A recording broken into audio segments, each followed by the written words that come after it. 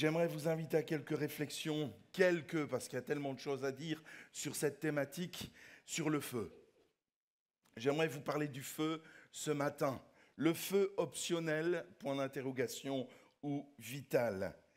Et avant de partager quelques réflexions avec vous, j'aimerais juste lire 3 textes. On fera plusieurs lectures, mais le premier dans l'Épître aux Hébreux, où Dieu prend la parole au chapitre 1, verset 7, au travers de l'auteur de l'Épître aux Hébreux, et où il va parler des anges. De plus, il dit des anges, celui qui fait de ses anges des vents et de ses serviteurs une flamme de feu. Nous allons dans le livre de l'Exode au chapitre 3 qui est l'appel de Moïse, la vocation de Moïse. J'aime énormément ce texte. C'est un texte que j'ai lu des dizaines et des dizaines de fois qui me parle toujours parce qu'il révèle le nom même de Dieu, la mission, le but ultime de Dieu pour l'humanité dans son ensemble. Les 3 premiers versets, Moïse était devenu berger du troupeau de son beau-père Jéthro, le prêtre de Madian. Il conduisit le troupeau derrière le désert et vint à la montagne de Dieu, à Horeb. L'ange de l'Éternel lui apparut dans une flamme de feu au milieu d'un buisson. Moïse regarda et vit que le buisson était tout en feu sans être consumé. Moïse dit, et retenons cette parole, Moïse dit, je veux faire un détour pour voir quelle est cette grande vision et pourquoi le buisson ne brûle pas.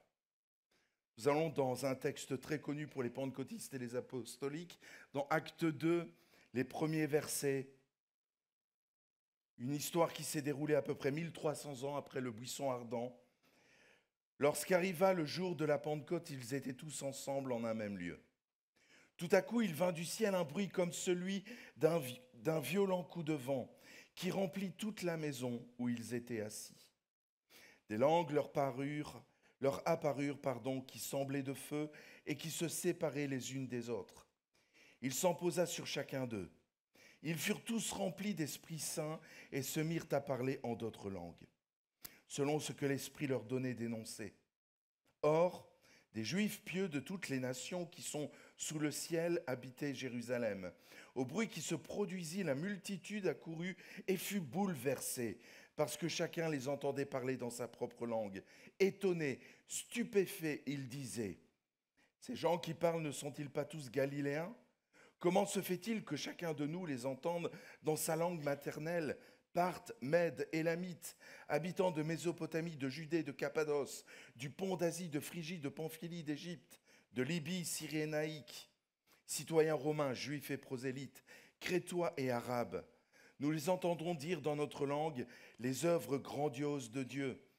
Tous étaient stupéfaits et perplexes. Ils se disaient les uns aux autres, « Qu'est-ce que cela veut dire ?» Mais d'autres se moquaient en disant, « Ils sont pleins de vin doux. » Les philosophes grecs, avec toute la sagesse du monde antique, avaient défini les 4 éléments de base. Alors je vais faire appel un peu à vos souvenirs de scolarité. Ce sont lesquels ? L'eau, la terre, le feu et l'air. Donc les 4 éléments de base qui renfermaient tout.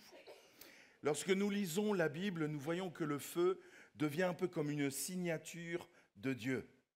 C'est un peu comme sa signature, son empreinte. Il y en a bien d'autres, mais c'est un peu comme sa signature. Son feu est protecteur. Pensons au feu qui s'abat pour séparer l'armée de Pharaon et le peuple d'Israël. Son feu est destructeur. Pensons à Sodome et Gomorrhe. Je pense aussi à ces braves soldats qui venaient arrêter le prophète Élie. Barbecue, hein ? Barbecue. 3 fois 50 hommes grillés.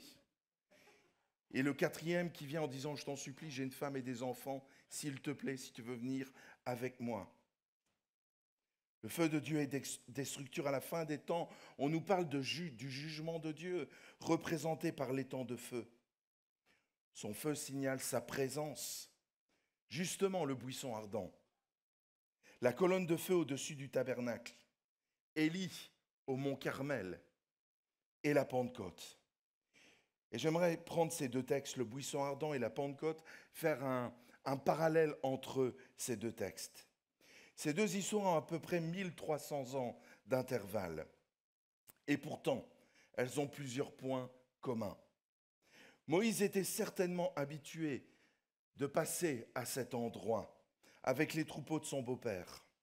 Ce buisson d'acacia, il l'avait déjà remarqué certainement à plusieurs reprises, sans pour cela que son attention fût attirée. Mais aujourd'hui, c'est différent. Il est attiré par une vision. Ce buisson est en feu et curieusement, il continue de brûler, mais il ne se consume pas. Il est captivé, attiré par cette vision. 1300 ans plus tard, à la Pentecôte, lors de l'effusion de l'Esprit Saint sur les 120 réunis, des langues de feu viennent se poser sur la tête des 120, les transformant symboliquement en torches, en flambeaux. Je parle d'une symbolique. Avec d'autres manifestations comme le parler en langue, le souffle de Dieu, ce que ces 120 vivent va attirer l'attention, va captiver la foule des pèlerins qui venaient à Jérusalem pour offrir un sacrifice. La caractéristique première d'une église pentecôtiste ou apostolique, j'oserais dire de l'église tout court, c'est une église en feu. C'est une église en feu. Et une église en feu va attirer. Une église en feu va captiver. Une église en feu va attiser de l'intérêt. L'église ne peut être qu'en feu ou ayant le désir de vivre le feu. Parfois, nous ne vivons pas le feu, et j'expliquerai plus tard, mais on a un désir, on réalise qu'il nous manque quelque chose, ou alors que l'on a perdu quelque chose. On ressent au fond de nous-mêmes qu'il nous manque quelque chose. Dans ces deux récits, des points communs apparaissent. Le feu est donc la marque de Dieu, et celui-ci attire, captive ceux qui en sont les témoins. Une église prospère est un buisson ardent. J'ai entendu un amen. Merci, sœur. C'est de là que Dieu parle. Nos paroles sont ses paroles où cela n'a aucune valeur. Une église enflammée pour Dieu, un buisson où brûle un feu saint, attirera bien plus les gens que toute activité de relations publiques. Ça, j'en suis convaincu. Émile Brunner, un théologien pentecôtiste, a écrit « L'Église existe car elle a une mission, tout comme le feu existe parce qu'il brûle. Une Église doit brûler, doit être en feu. La mission de l'Église est de brûler. Je souhaiterais tellement que les églises en Belgique soient toutes des buissons ardents. Dieu est habillé de feu et ses serviteurs doivent être des flammes de feu. À moins de brûler nous-mêmes, nous ne serons jamais capables de faire brûler quelqu'un d'autre. Essayez d'allumer un feu si vous n'avez pas de feu. Pardon ? C'est impossible. Je ne peux pas allumer de feu si je n'ai pas de feu. Alors bon, je sais qu'il y en a beaucoup parmi vous qui suivent Koh-Lanta. Et on les voit s'évertuer à essayer de faire du feu et surtout de le garder en vie. On en parlera un peu plus tard. Mais c'est impossible d'allumer du feu si je n'ai pas du feu. Je ne pourrais pas communiquer du feu à quelqu'un, lui dire « embrase-toi » si moi-même je ne suis pas embrasé. C'est impossible. Martyrius Sanna s'est plaint par ces mots. Nous nous tenons de manière relâchée en sa présence comme s'il s'agissait d'un jeu. Nous nous tenons dans la présence de Dieu sans réaliser que Dieu est un feu et qu'il désire que nos vies soient enflammées. Nous oublions cela. Nous pouvons être très organisés dans l'Église, accomplir toutes choses avec dignité et modestie, même avoir cette attitude de cœur d'être humble, la modestie, mais sans feu, correct, mais froid. Sur le mont Carmel, il y a 800 prophètes qui se sont acharnés pour faire venir le feu du ciel. Ils ont fait correctement l'autel, bien sûr dédié à Baal, c'était Baal et Astarté, mais ils ont tout fait correctement. Ils ont tout fait correctement pour que l'autel soit là et que le feu du ciel tombe. Mais Satan ne réussit pas à allumer le feu avec la moindre étincelle de l'enfer. Puis Élie va rebâtir l'autel avec des pierres, 12 pierres, il va les prendre, il va mettre du bois, il va demander qu'on vienne arroser, faire un creuset tout le tour et qu'on déverse de l'eau à profusion. Il va prier et le feu du ciel va venir, va tomber et va consumer le sacrifice et les pierres et l'eau tout entier, tout va être consumé. Le feu est la marque de Dieu. Et lorsqu'il se manifeste, il attire. L'un des effets du feu est de purifier. Lors des grandes épidémies, on pense aux épidémies du XIIe, XIIIe siècle en Belgique, on a des peintures qui représentent ces épidémies, notamment dans la ville de Tournai, où on brûlait, on brûle les cadavres, on brûle les maisons pour purifier. Le feu est utilisé pour purifier, pour stériliser. Dans le temps, quand on amputait quelqu'un, on le brûlait. On faisait chauffer une plaque et allons-y, barbecue. Dieu se soucie. Lorsque le feu de Dieu descend, lorsque le Saint-Esprit agit avec puissance dans l'Église, la première chose qu'il va faire, c'est la purifier. Purifier son Église. J'en suis convaincu. J'aimerais vous partager une phrase. Et s'il y a une phrase que vous devez retenir de la prédication, c'est celle-ci. Dieu se soucie bien plus de la pureté de l'Église que de sa croissance. Dieu se soucie bien plus de la pureté de l'Église que de sa croissance. Sa pureté est sa priorité. Relisez les lettres des 7 églises dans l'Apocalypse. Relisez les lettres adressées aux églises de l'Apocalypse. Et prenons le texte justement des noces de l'agneau dans l'Apocalypse de Jean au chapitre 19, les versets 6 à 9. Et j'entendis comme la voix d'une grande foule, comme le bruit de grandes eaux et comme le bruit de forts tonnerres qui disaient « Alléluia, car le Seigneur notre Dieu, le Tout-Puissant, a instauré son règne. Réjouissons-nous, soyons transportés d'allégresse et donnons-lui gloire. Car les noces de l'agneau sont venues et son épouse s'est préparée. Il lui a été donné d'être vêtu de fin lin, resplendissant et pur. Le fin lin, c'est la justice des saints. Il me dit, écris heureux ceux qui sont invités au dîner des noces de l'agneau. Puis il me dit, ce sont là les vraies paroles de Dieu. Ici, c'est le repas des noces de l'agneau, c'est vraiment ce moment particulier où l'Église, l'épouse, près de son époux, près de Jésus, va donc célébrer ce repas-là, dans la présence de Dieu. L'épouse, elle est vêtue comment? D'un fin lin pur et éclatant. D'un fin lin pur et éclatant. Il y a quelques semaines, dans l'Église, Arthur, tu as épousé Marie-Grâce. Imaginez un mariage. Le fiancé et toute la famille se rend dans la maison de l'épouse. Personne n'a vu encore l'épouse, mais tout le monde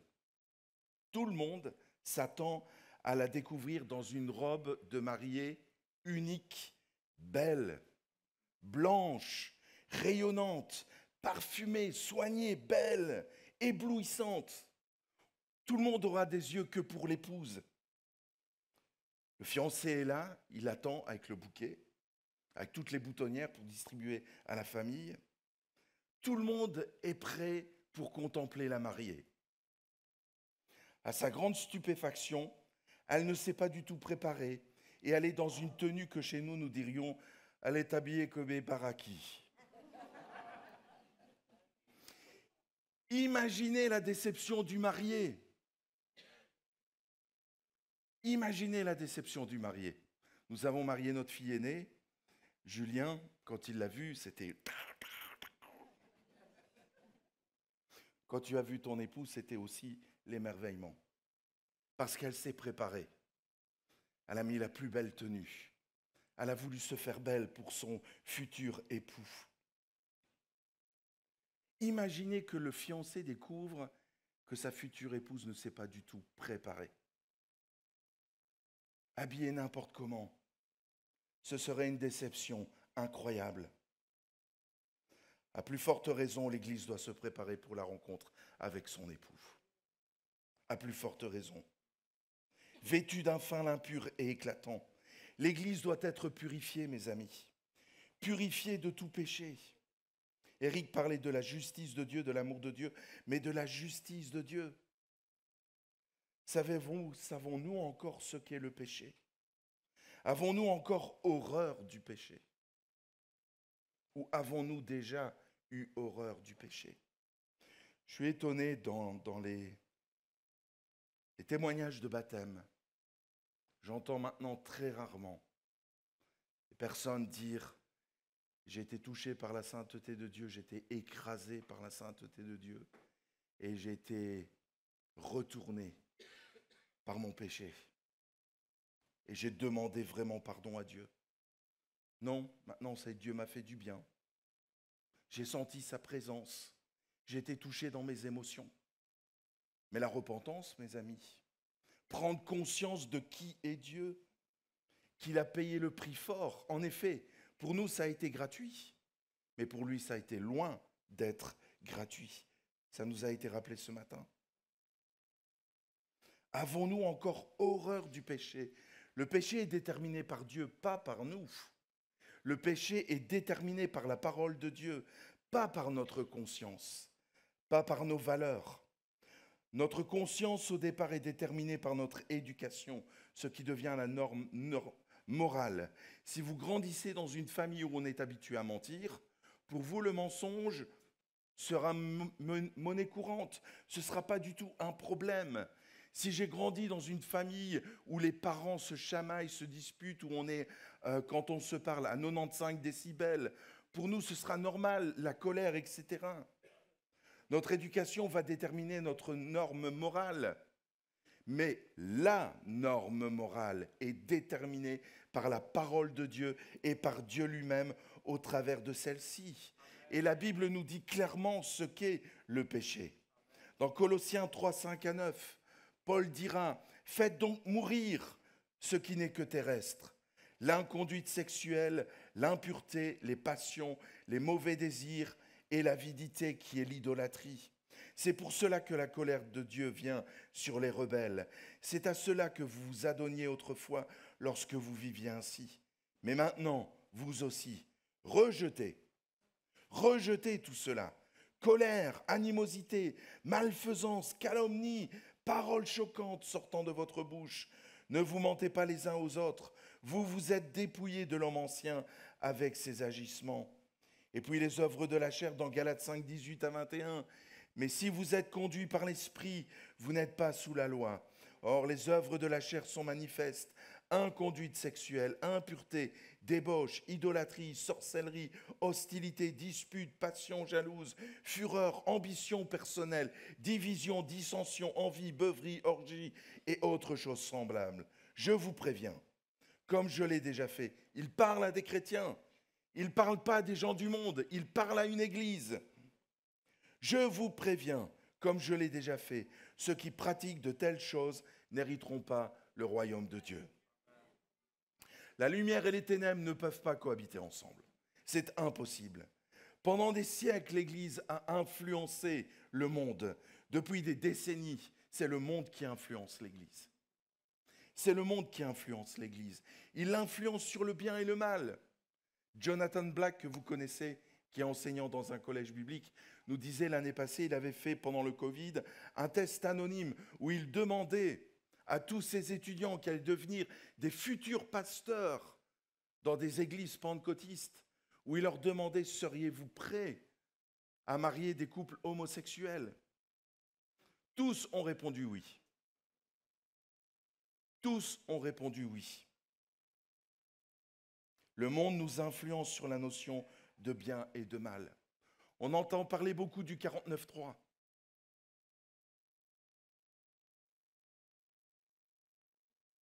Merci. En France. En France. Le président Emmanuel Macron est en train de faire passer en force, à la dimension du roi Soleil, en force la réforme sur les pensions. Les Français, je suis français d'origine, oui, d'origine, mais de cœur quand même aussi. Les Français sont incapables de se réformer, impossible. Ils font la révolution. Ils font la révolution. Il suffit de voir 1789, les Gilets jaunes, le nombre de grèves qui viennent. Ils sont incapables de se réformer et d'entreprendre des changements sociétaux qu'il faut faire absolument. On n'a pas le choix. Le 49.3, les articles de loi, la loi, même dans le leadership, on est influencé. J'aimerais quand même rappeler que l'Église n'est pas une démocratie. L'Église n'est pas une démocratie, elle est une théocratie. Acte 15 est là pour nous le rappeler par rapport à ce grand tournant, le premier grand tournant dans l'histoire de l'Église, grand risque de division. À un moment donné, il y a les apôtres qui se lèvent et qui le disent, il nous paraît bon, à nous et au Saint-Esprit, de ne pas vous influencer, que de vous imposer, que de ne pas manger les viandes sacrifiées aux idoles. Le monde veut nous influencer sur ce qui est correct, de penser correctement. Le monde veut nous influencer sur nos priorités. La lumière et les ténèbres ne peuvent pas cohabiter ensemble. Tôt ou tard, nous allons au clash avec la société. Si nous voulons rester droits dans nos bottes, si nous voulons que l'Église reste pure, purifiée de tout compromis, tellement de compromis dans nos vies, donc dans l'Église. Si j'ai du compromis dans ma vie, j'ai du compromis dans l'Église. Puisque l'Église, elle est formée de chacun d'entre nous. Si j'ai du compromis dans ma vie, il y a donc du compromis dans l'Église. Le compromis, c'est être assis entre deux chaises. Dire, mais Seigneur, j'aime le ciel, mais j'aime tellement la terre. Et tout ce qu'elle me propose, plus tard possible, Seigneur. J'aime tellement la terre et le monde, ce qu'il me propose. Jésus est clair, il dit, nul ne peut servir deux maîtres. Nul ne peut servir deux maîtres. Le premier effet du feu, c'est qu'il purifie. Une autre pensée, attention de ne pas se tromper de feu. Attention de ne pas se tromper de feu. Le feu est captivant. Le feu est captivant. On aime bien le feu. D'ailleurs, on aime bien, la majorité d'entre nous, avoir une cheminée. C'est reposant. On regarde le feu, les flammes, c'est reposant. Le feu est captivant. Si on étudie les religions antiques, nous nous rendons compte que le feu est omniprésent. Il se retrouve dans toutes les religions. Une religion le divinise carrément, c'est le zoroastrisme. Donc chez les Mèdes et les Perses, c'était la religion de la Perse, dont on va en retrouver des traces, notamment dans l'islam iranien et chez un peuple qui a été persécuté pendant des années sous Daesh, etc., c'est les Yézidis. Le feu est sacré dans l'Antiquité. Pour nous, c'est facile, un briquet, une allumette, de l'essence, etc. Et on a vite du feu. Dans l'Antiquité, ce n'était pas comme ça. Koh-Lanta. Koh-Lanta. Et quand on a le feu, on va tout faire pour le maintenir, on va tout faire pour le garder. Le feu était sacré, parce que difficile à obtenir, difficile à entretenir. C'était un mystère. D'où vient-il? D'où vient le feu? Il est sacré car parfois obtenu accidentellement. Un orage qui fout trop un arbre et l'arbre est en feu. Signe des dieux dans l'Antiquité. Dans l'Antiquité, signe de l'activité divine. La foudre était le symbole de Baal. C'était le dieu de la foudre. Attention de ne pas se tromper de feu. La Bible nous parle d'un épisode avec du feu étranger que vous connaissez tous. C'est Lévitique 10, les 3 premiers versets, les fils d'Aaron. Les fils d'Aaron, Nadab et Abihu, prirent chacun un brûle-parfum. Ils mirent du feu et posèrent du parfum dessus.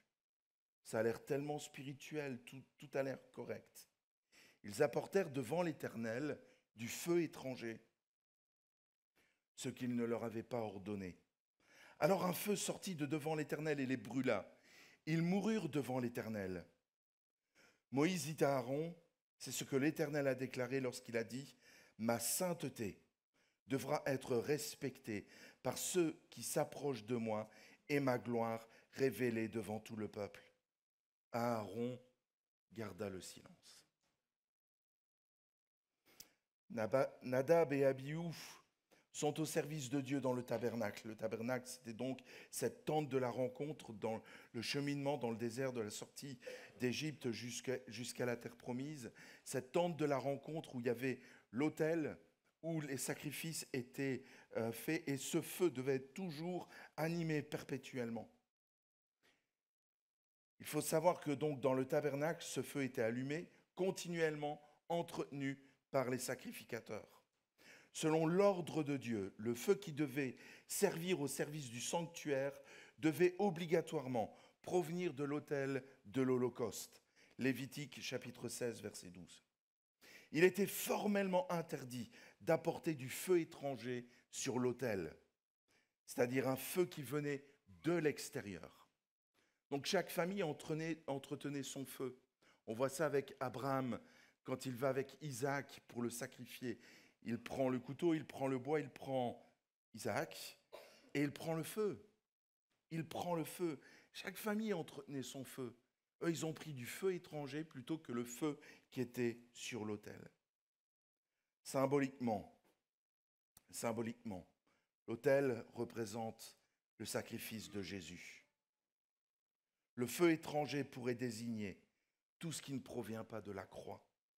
Tout ce que Dieu agrée doit absolument provenir du sacrifice de la croix, du sacrifice de Jésus. Je ne peux pas servir Dieu avec ma nature charnelle. Je ne peux pas. Il faut qu'elle passe par le renoncement de la croix. On a chanté un dernier chant. Nous les chantons mécaniquement. Je disais à Nathalie, on écoutait un chant d'Hillsong et le refrain revenait et je dis, si on réalisait ce qu'on est en train de chanter, je pense qu'on prendrait vraiment du recul et qu'on ne chanterait pas ces paroles. Mais on a chanté quelque chose qui est vraiment une interpellation. Je te donne mon cœur, je te donne tout.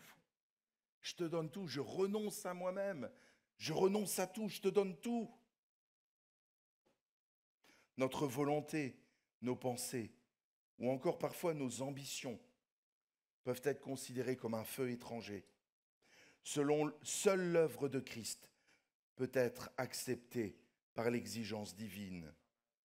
Dans la symbolique du feu étranger, Dieu nous apprend que la seule passion humaine qui nous dévore ne peut pas servir sa gloire. Je pense que parfois, nous ne servons pas Dieu, nous nous servons de Dieu pour arriver à nos fins. Nous nous trompons, nous voulons faire des choses qui nous plaisent dans l'Église pour nous épanouir, nous amener à quelque part un épanouissement, une reconnaissance. Je ne me sers pas de l'œuvre de Dieu, je sers l'œuvre de Dieu. Je ne me sers pas de l'œuvre de Dieu.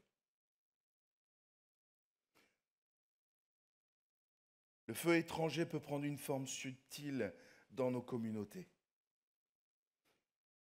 où nous pouvons confondre ce feu étranger avec le véritable feu. L'ambiance.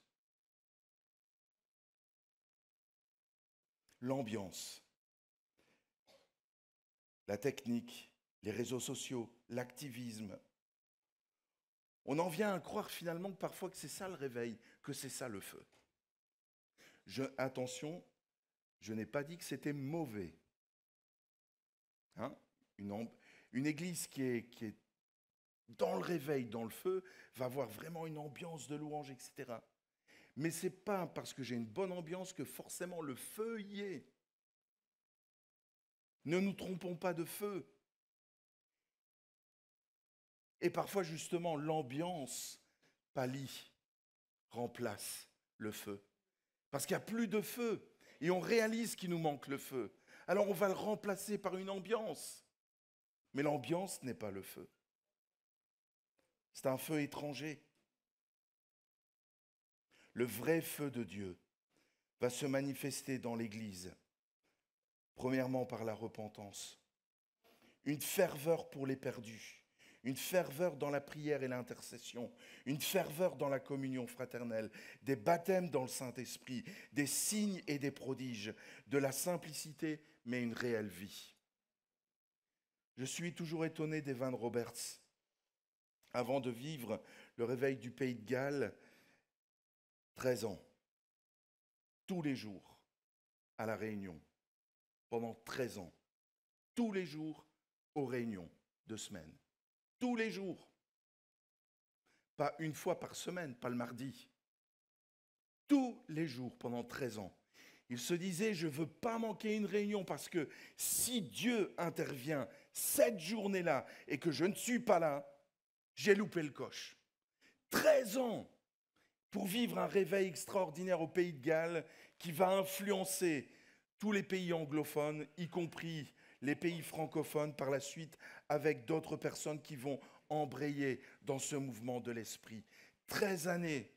Et je peux vous garantir que les réunions, elles n'étaient pas fun. Hein. Elles n'étaient pas fun, les réunions. Mais il y avait une soif intense de vivre quelque chose. Ils prenaient conscience qu'il leur manquait le feu et qu'ils avaient besoin de retrouver le feu. Le vrai feu de Dieu se manifeste par une action puissante du Saint-Esprit.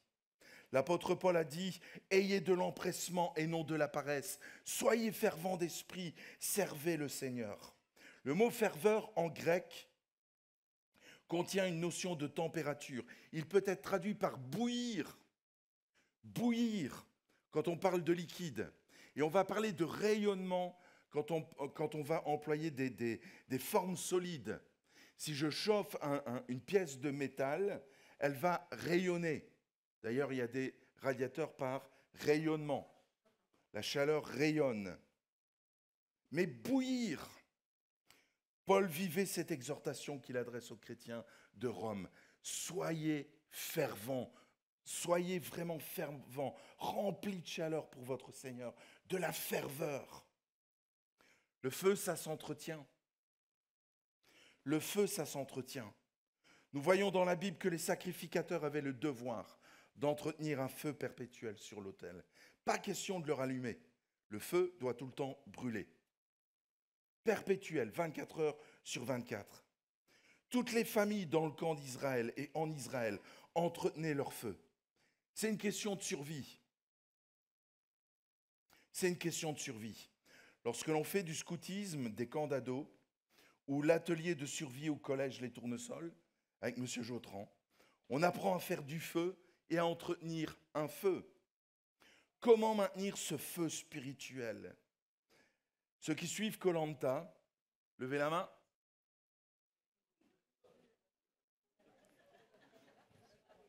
Tu ne mentiras point, dit la Bible. Hein. Ceux qui suivent Koh-Lanta sont spectateurs du travail des équipes pour obtenir le feu et après le maintenir. On fait une petite cabane pour que s'il pleut, pour que voilà, le feu ne soit pas éteint. Quand on va aux épreuves, je regarde Koh-Lanta, hein, donc vous le savez. Quand ils vont faire les épreuves, pardon? Ouais, mais en différé, on enregistre après en différé. Donc, comme ça, le mardi, on peut aller à la réunion. On stocke le bois, etc. Et puis on le met, on l'allume pour que, voilà, il y ait du feu quand on revient des épreuves. Dans les camps d'ados, dans les camps de jeunes, j'ai appris que pour maintenir un feu allumé, il faut 3 choses. Tout d'abord, il faut des réserves de bois. Certains d'entre vous se chauffent peut-être au bois. Vous avez des stères de bois qui sont stockés dans votre jardin pour le feu, pour vous chauffer pendant l'hiver. Il faut des réserves de bois. Et puis, il faut que l'air circule librement. Il faut qu'il y ait l'action de l'air, de l'oxygène, donc le comburant pour alimenter, pour permettre le feu. Et puis, il faut évacuer les cendres. Il faut évacuer les cendres à un moment donné. Et spirituellement, pour entretenir le feu spirituel, c'est la même chose. Pour entretenir la flamme en nous, c'est la même chose. Pour maintenir la flamme de notre amour pour le Seigneur, il nous faut également 3 choses. Les réserves constantes de bois, c'est-à-dire la parole de Dieu. La parole de Dieu. L'étudier, la méditer. Je vous encourage à suivre le cours Instay. Je sais qu'il est fait aussi dans l'église. Ici, je vous encourage à suivre ce cours.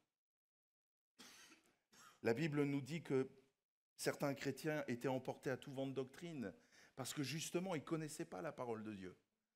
L'importance de connaître la parole de Dieu pour être fondé, pour être enraciné, pour être une colonne. L'apôtre Paul dit « Je sais en qui j'ai cru ». Je sais en qui j'ai cru. C'était un homme plus qu'ancré, plus qu'enraciné dans la parole de Dieu. C'était bien plus que cela. Mais la parole de Dieu, la Bible, David écrira « Je serre ta parole contre mon cœur afin de ne pas pécher contre toi ». Et puis de l'air qui circule librement. J'aimerais parler du souffle de l'Esprit. Souffle de l'Esprit sur nos vies. Le souffle de l'Esprit sur nos vies. Et puis retirer les cendres. La lutte constante contre notre nature charnelle. La purification constante du péché est quelque chose de tellement important auquel nous y tenons vraiment. La lutte contre notre esprit d'indépendance.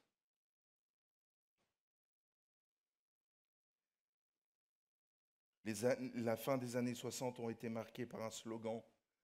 Le slogan de mai 68, c'était « Ni Dieu ni maître ». Ni Dieu ni maître. Indépendant, des comptes à rendre à personne. Je te donne mon cœur, il ne m'appartient plus. C'est renoncer à l'esprit d'indépendance, mes amis. Et pourtant, nous y sommes tellement attachés. Ma liberté de conscience, ma liberté de choisir. Retirer les cendres qui symbolisent le péché dans nos vies et cet esprit d'indépendance. Ceux qui servent le Seigneur dans le ministère et aspirent à connaître un réveil dans l'Église doivent rechercher, parce que ça commence. Ce n'est pas lié simplement au pasteur. Je pense que tous vous avez suivi ce qui s'est passé à Absbury. Ce n'était pas des grands ministères, il n'y avait pas Hillsong qui était en train, ou Bethel Music, en train de faire la louange dans une université. Quelqu'un a pris la parole, simplement avec guitare, etc. Et puis boum, ça a démarré. Repentance, repentance et repentance. Et pendant plusieurs jours, de partout les États-Unis, on est venu à Absbury pour constater ce qui se passait. Des gens tout simples qui recherchaient quelque chose. Il n'y avait pas de ministère. Il ne faut pas s'attendre au ministère pour le réveil. C'est le Saint-Esprit qui l'anime, qui l'anime et qui l'amène. Qui l'anime et qui l'amène. Mais il doit y avoir cette soif. Seigneur, il nous manque quelque chose. Je suis convaincu, quelqu'un disait, les temps de la fin parlent très très fort, mais les chrétiens deviennent de plus en plus sourds. Je suis convaincu que nous vivons les temps de la fin. Tout s'accélère, ça va très très vite. Très très vite. Mais je suis convaincu aussi que, comme le héros dans la parabole des 10 vierges dans Matthieu 25, qui vient et qui dit « Réveillez-vous, l'époux arrive », que ce héros, le Saint-Esprit, va souffler sur l'Église pour la préparer à la venue de l'époux. J'en suis convaincu. Mais c'est chacun de nous. C'est chacun de nous qui doit avoir cette soif. Charles Hackett, qui est le responsable de la mission intérieure des Assemblées de Dieu aux États-Unis, déclare « Le réveil viendra quand chacun de nous assumera la responsabilité personnelle de sa propre condition. » Chacun de nous. Chacun de nous. Parfois, en tant que pasteur, on veut de grandes choses, on aspire, on veut, mais c'est chacun de nous. Si vous n'avez pas envie, au-delà des mots, si vous n'avez pas envie, vous ne serez pas bousculé. Vous ne serez pas bousculé. Et ça ne dépend pas des ministères, ça dépend de chacun de nous j'en suis convaincu.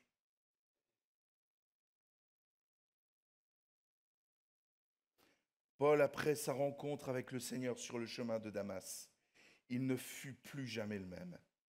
Le feu qui brûlait dans son âme n'a jamais faibli. C'était sa norme. C'était sa norme et c'est la norme pour l'Église. Une Église enflammée, une Église qui brûle, une Église remplie de ferveur. Le Nouveau Testament montre clairement que la vie spirituelle de l'Église fut conçue par Dieu pour manifester constamment la flamme de sa présence par son peuple. Un cantique, les vieux cantiques, dit « Réveille-nous, réveille-nous Seigneur, remplis nos cœurs de ton amour, que chacun soit embrasé du feu d'en haut. » Je pense que dans des moments, dans des périodes de l'Église, dans chaque histoire de l'Église, nous avons vécu des feux particuliers, où il y a eu lors de conventions, lors de séminaires, des orateurs qui sont venus et puis qui ont vraiment apporté un feu. Et puis on a été enflammés. On a été enflammés. La difficulté, c'est d'entretenir ce feu, de maintenir la flamme, le feu, la passion, où l'on dit comme David, le zèle de ta maison me dévore. Après autant d'années, le zèle de ta maison me dévore. Paul rappela à Timothée de ranimer la flamme du don de Dieu qui était en lui. La difficulté, ce n'est pas forcément de vivre, mais de maintenir. Mais de maintenir. Et je pense que nous sommes dans des temps où Dieu est en train de dire, mais je vais ranimer, mais ce sera à vous de maintenir aussi cette flamme. Le monde a connu des grands réveils. Intéressez-vous au réveil spirituel de Finney, etc. Du réveil du Pays de Galles, le réveil d'Azusa Street aux États-Unis. Les fondateurs de ces mouvements, et nous sommes issus, nous sommes l'héritage spirituel de ces réveils, de ces grands réveils qui ont façonné finalement le christianisme protestant. Les fondateurs de ces mouvements, en voyant nos églises maintenant, que diraient-ils ? Que diraient-ils ?